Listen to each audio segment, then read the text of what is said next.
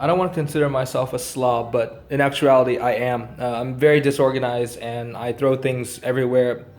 That's clean, by the way. That load is clean. This load is clean, and I need to clean this entire place. But before I do that, and not because I'm just purely trying to procrastinate, I need to go get a haircut. I don't think I need one, but it's beginning to be an issue because sometimes when I eat, the hair is like going into my mouth, so. I don't think I really need one though. And I'm going to be Kyle for today. And welcome to the Loose Life, where I show you a not so typical day of a Vietnamese American living in the motherland. You know, when I was actually younger, I was really afraid to get a haircut. And so I would just let my hair grow out really long. And even to this very day, I'm afraid. But in Vietnam, they do a pretty good job. So that was one of my biggest fears moving over here.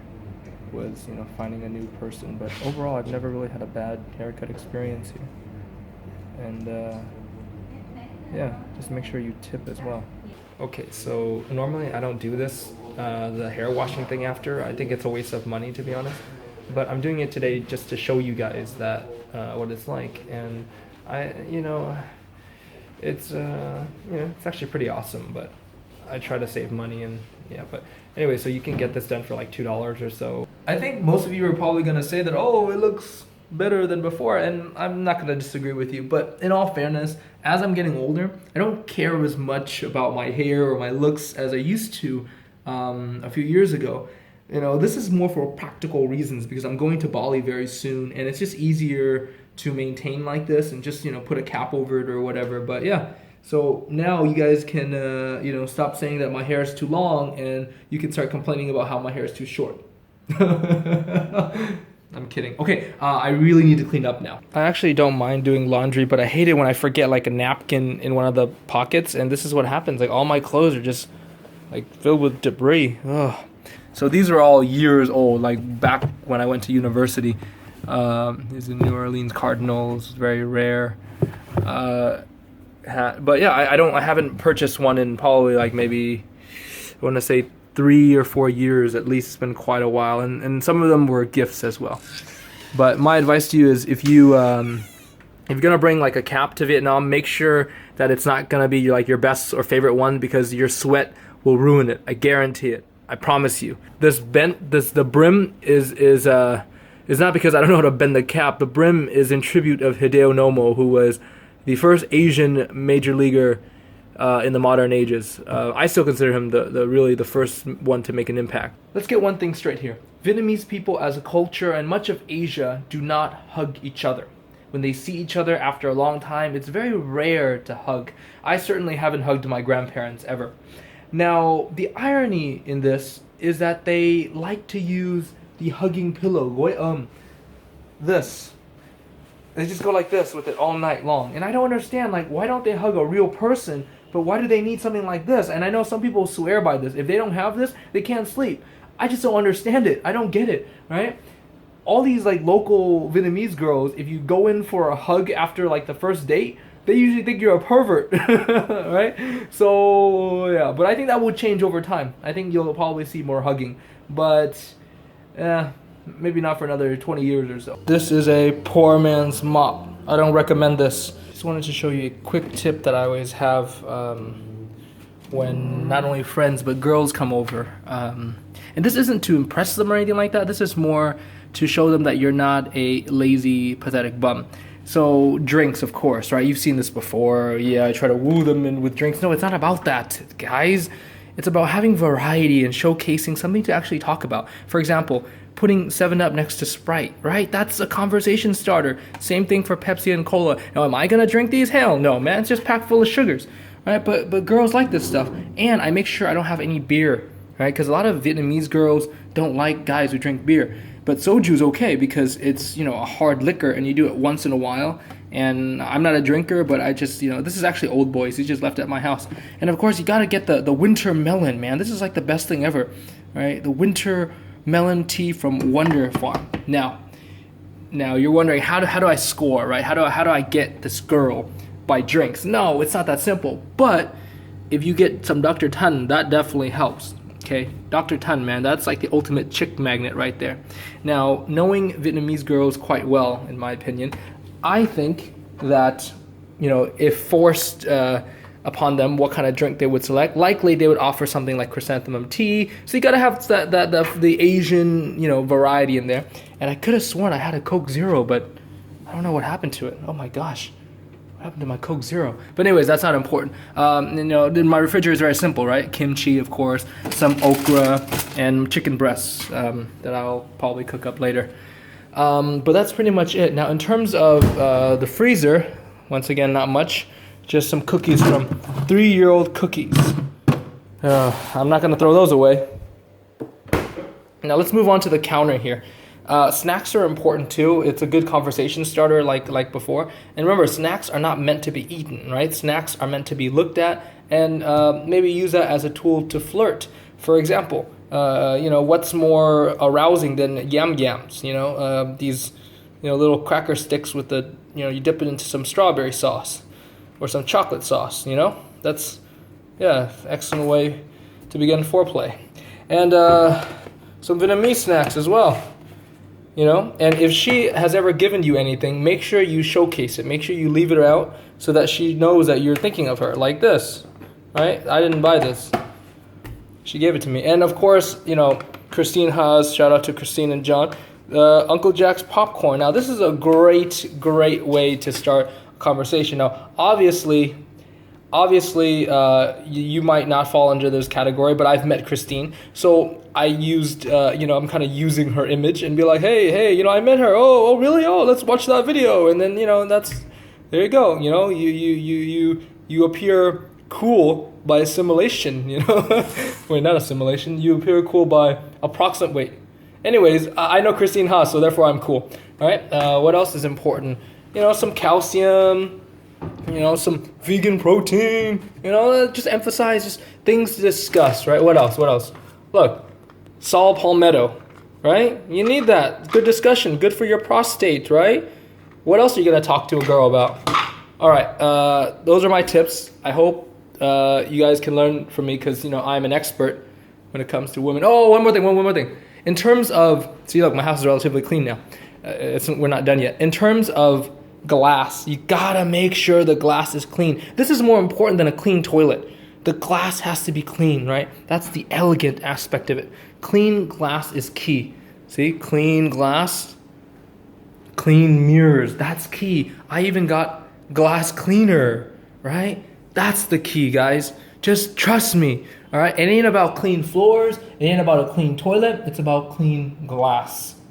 Okay, now nobody's gonna teach you this for free, all right? Only I, because I care about you guys and I want you guys to be successful when it comes to women. Now, in terms of the bed, now even if you're not gonna sleep in the same bed, even if you're just having friends over as a guest, the most important thing is a lint-free bed.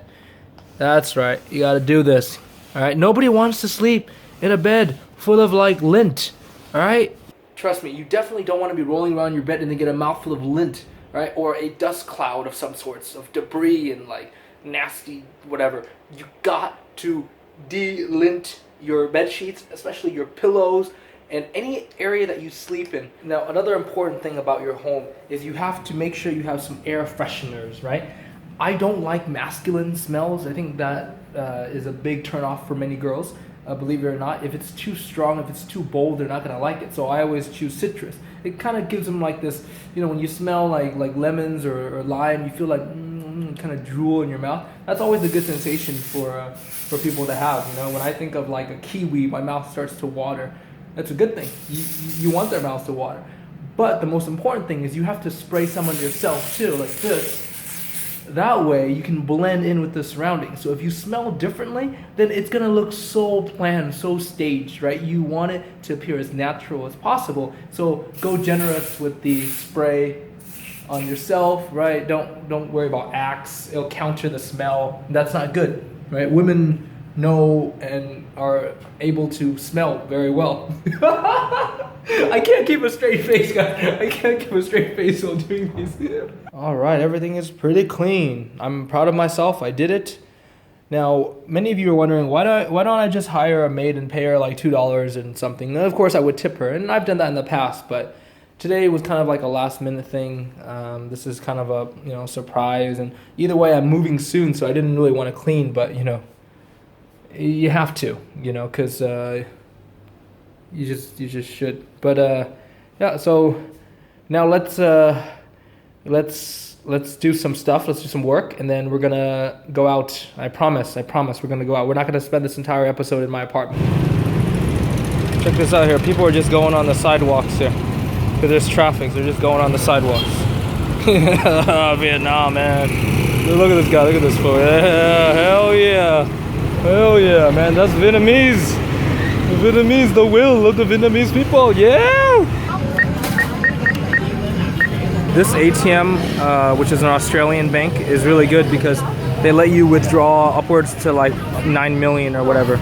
The other ATMs only let you draw like maybe 4 million or something, 2 million, I don't know. But anyways, Commonwealth is the one that you can draw the highest amount each time without having to pay or stick your card in a second time. I'm just walking along like Lê Lợi Street here, and I just want you to notice like the name brands like Sushi, the cafe with the K, very like hipster stuff. It's not Vietnam like the past, guys. It's so different. Look at this place, Moth, Ministry of Foods, Kobito, handcrafted chocolate. Jesus Christ, handcrafted chocolate in Vietnam? Yeah, and look, skyscraper, bam. Yeah, but you still have the old, the traditional, right? Like bun. Oh, those are good. Right? People selling stuff in the streets. Banks, sea bank, as opposed to the ocean. Oh, and here's a very famous scam place, Scam Bak Dang. I remember my first time in Vietnam, I ate here. I remember that. And it was not very good because the Vietnamese prefer more citrus sorbets and not the creamy stuff, which I like. I prefer the creamy stuff. All right, look at the street here. It's Pasteur and Lê Lợi. And look at that skyline of the Sheraton Hotel, the Caravels over there, and that mystery building. I don't know what it is. It was recently built. And of course, Sun Wa's over there, and Bitexco's over there, if it gives you kind of a vague idea. And looking straight ahead at this right here, guys, this is the subway construction. Yeah, they're building a subway. And it's gonna take quite a long time to finish, but it's a Japanese-Vietnamese collaboration. Yep. And do you know what the ironic thing is? I'm in like tourist central, and nobody has recognized me for the past 30 minutes. But when I go to a restaurant in District 5, or I walk out of my dentist's office or my house, people recognize me. That's just how funny it works, man. That's how the universe works. Alright, check it out, guys. Yeah. Check it out. Crosswalk. It's a crosswalk in Vietnam. 2016. Okay, what you're looking at right here is the Opera House. Now, I've never actually been inside. I've never been invited to go inside, so if you work there or somebody who knows somebody, yeah, want to bring Kalaloi.net in there, I'll take it, you feel me? I'll take it. But yeah, this is where they sing operas, and I think there's a high school graduation going on right there right now. But yeah, it's pretty cool. French colonial. Look how ornate the top angel thing is, and of course the Caravel Hotel. Latin night up there if you want to check it out from time to time. And of course, look over here, guys. Iconic Hotel Continental Saigon. So iconic. Jesus Christ, that's so iconic. Jesus, man. Just, the past. Alright, so I find myself in Thao Dien, guys, and I'll let somebody else who knows Thao Dien better explain it.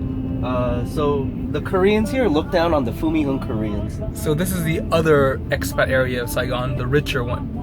Alright, so we found a chicken and rice place, Gum Ga Soi Ma, and we don't have much time because old boy's got to get back to his business, and I got to go to the airport very soon. Is this your dinner? Mm-hmm. 5 o'clock. 5 o'clock dinner. Oh yeah, look at that sauce. That's pretty good. Is it? Yeah. Fried chicken with rice? No. Is the rice kind of dryish? No. Very decent. What sauce is that? This is donut.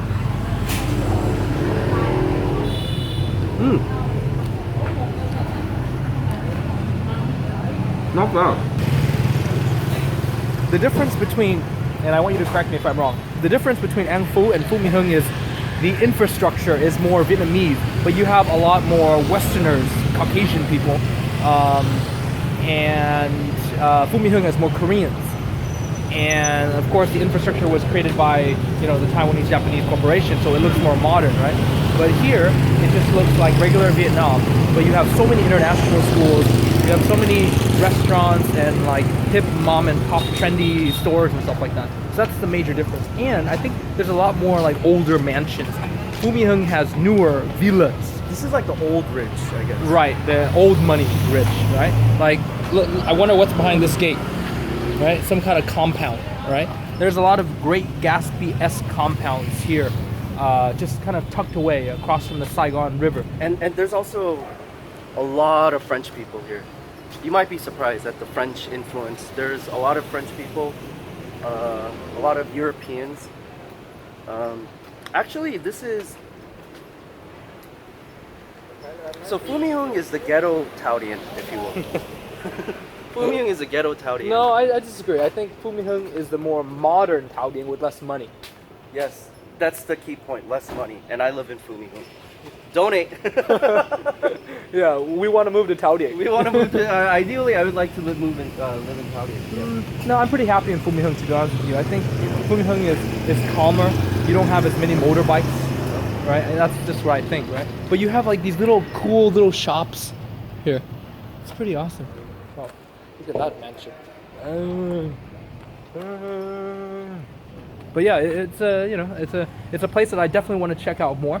So, you know, in the future, we'll come back and, you know, explore more. Look at another big mansion right there. Oh, snap. What's this right here? Oh, university, Saigon International University. Wow. Yeah, that's a good one. Wow, yeah. That's a good one. We can go and have... No, I'm not. No, That's a good one. It is a good one, yeah. You can go and do many great things. You know? Yeah. Yeah, look at this, see? Big gates, big compounds, big gates. A lot of French restaurants here. Plenty of French restaurants and European restaurants, like with courses and, you know. I mean, look at the architecture right there. It's very French inspired if you look carefully. Or, I mean, you can't, but just trust me, right? A lot of big gates. What's this one here? This is a... Baculo. Yeah, like the French one, yeah? French restaurant. Baculo. Baculo. Not Baculos. I'm sophisticated. Mexican. Huh? That's right, French cuisine. Yeah. Baculos is Mexican. No, Baculos is Mexican. Mexican. Baculos is Mexican. Baculo is probably French. French. Oh, it is French because the sign says so. Yeah. What's this right here? But Baby fish playground. actually, it's funny to mention that the Korean Thao Dien Koreans look down on the Phu My Hung Koreans. That's a key point there. Really? They look down on us. Wow, look at that mansion, guys. They think we're like poor.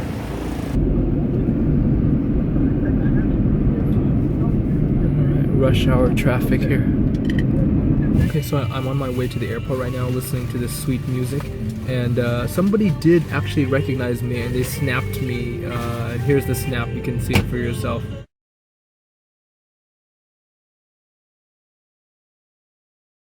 I'm telling you, it's crazy how nobody in District 1 recognized me, but in some random place in District 2. Alright, here we go.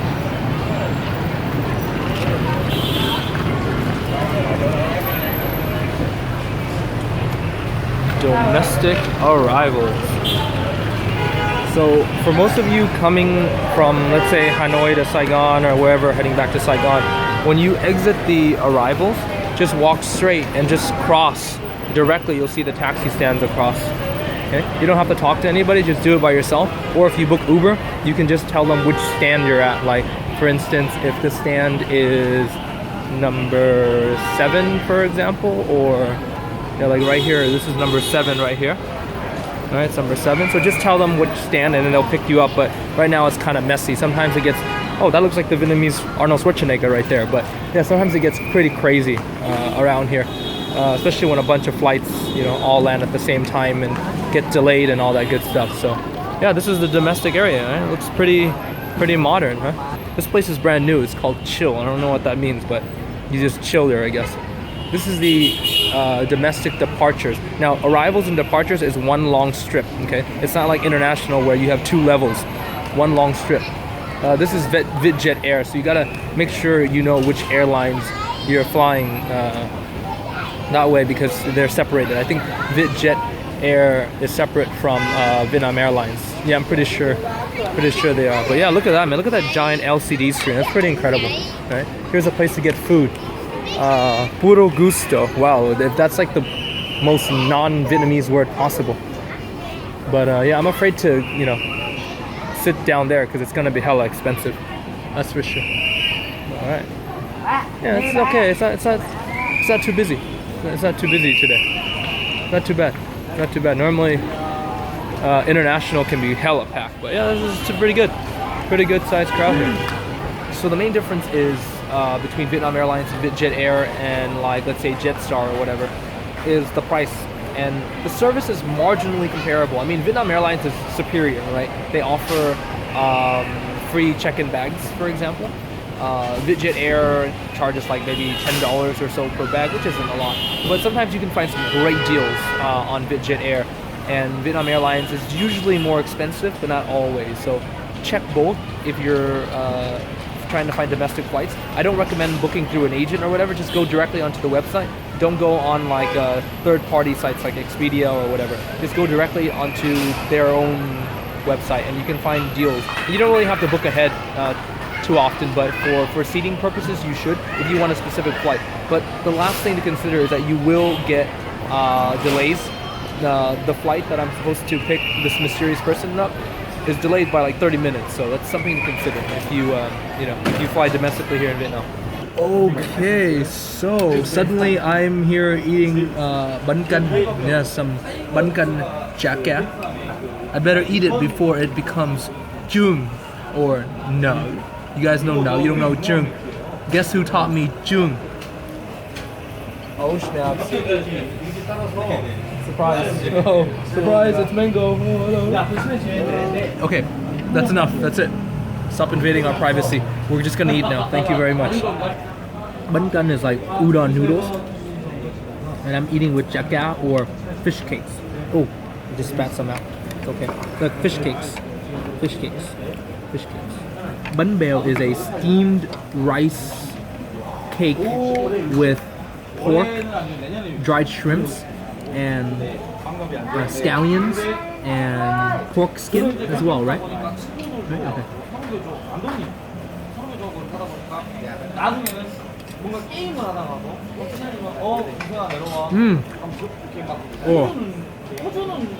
Oh, that fish sauce is so sweet, so flavorful. Okay, I'm gonna end it right here. I think I covered quite a bit today. If you still have any other further questions, feel free to write them in the comments below and I'll try my best to get back to you. And as always, do follow me on other forms of social media to stay up to date beyond these daily videos, because some days I just, can't make these daily videos. And if you enjoyed it, please give it a thumbs up so that I can keep making a lot more. Now, I apologize for the ending to be a little bit anticlimactic, but this is what I've realized. Certain things need to be kept off camera. Any and all daily vloggers will tell you that that is exactly the case. Vlogging actually hurts relationships. I've spoken about this before, and I've had to learn it the hard way many times. So I'm not gonna make or repeat the same mistakes again. So I appreciate and I'm thankful for your understanding. And I do hope that you do understand my reasoning behind it, but there are certain things where I think it's best just to keep it, off camera. With that being said, I can't wait for the next couple of days because just check back soon, okay? There's gonna be some great content in the next few days. Man, I'm sweating. I literally just showered. And I'm sweating again. Okay, so thank you. Good night. Goodbye.